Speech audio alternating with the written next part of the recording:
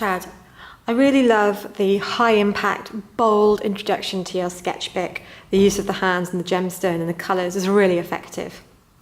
It might be worth adding some more words, maybe using the small letter stencils, just to communicate a little bit more about your initial thoughts at the beginning of the project.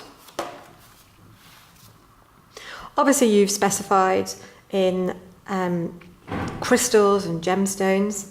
Again, maybe a little bit more writing just to explain exactly where you're coming from.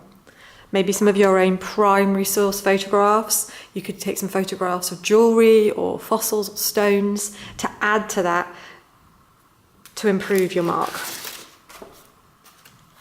Okay, I understand that experimentation is going to be your main focus. However, experimentation is worth just as much as record, and your drawings and getting your drawings right, whilst might not be the thing that you want to spend your time doing, is going to be so important for you to tick all the boxes on the mark scheme.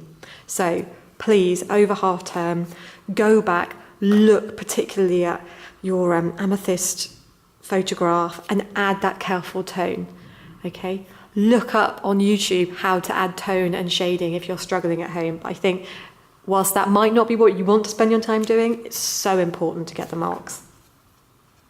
Just looking at your pages as well, try and avoid large expanses of white space. I want to be really impressed, and we want to impress the examiner every time we open your sketchbook. So just bear that in mind. Think about how you might apply a background that is appropriate to your foreground, to what you are drawing.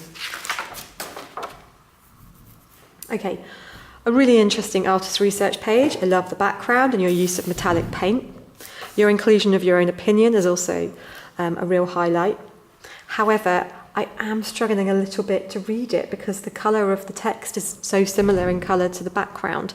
Please just bear that in mind in the future. It might be that you add a little bit of tracing paper and write on that and stick it on, just so that I can read what you're communicating.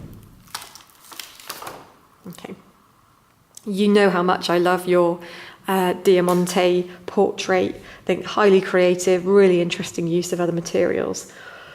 But how have you actually said this will influence your own work?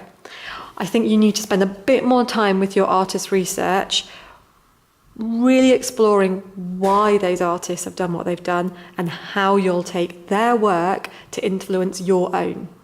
To get the higher marks on the assessment objectives, you really must explain how you'll use those artists for your work and then act upon it. Okay, the theme is interesting. Maybe you want to add some more photographs or sketches around on here. Always remember to use a softer pencil, and that will avoid the scratchy lines.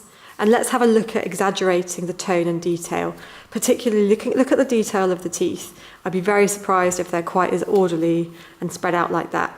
Because this is a glass object, you really need to spend some time studying where the light hits it. Are there any reflections in the glass? And that will improve the quality of your drawing.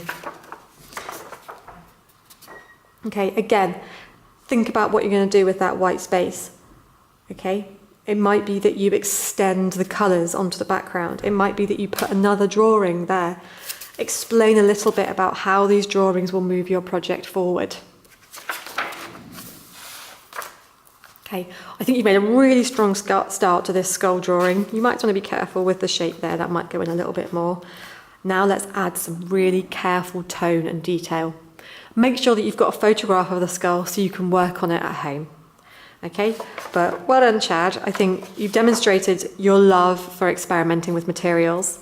Just make sure that those drawings are high quality, because I know you can do it, and make sure that your artist research really communicates what you're going to do next with your project.